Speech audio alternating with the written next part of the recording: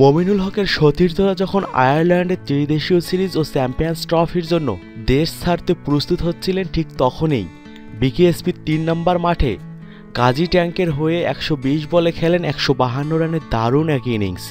মমিনুলের এই ইনিংসটি কারো কাছে জবাব আর কারো কাছে প্রমাণ করার চেষ্টা মনে হয়েছে, কিন্তু তিনি তা মনে করেন না।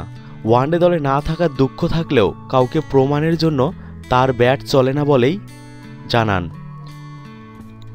সতীর্থরা যখন ইংল্যান্ডের পথে নিশ্চয়ই খারাপ লাগে, কিভাবে নিজেকে সান্ত্বনা দেন? এমন প্রশ্নের জবাবে মমিনুল বলেন, আসলে কষ্ট তো একটু হয়ই, কিন্তু যখন মন খারাপ হয় বা খারাপ লাগে তখন আমার আম্মার দিকে তাকাই। প্যারালাইসিসে তার দেহের এক পাশ অচল হয়ে গিয়েছিল। আম্মা সেখান থেকে নিজের চেষ্টায় এখন একাই হাঁটতে পারে।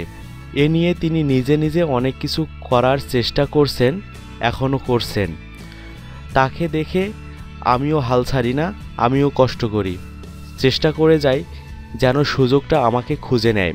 আসলে এটাই জীবন, কখনো ভালো গ্রাফ উপরে থাকবে, কখনো নিচে।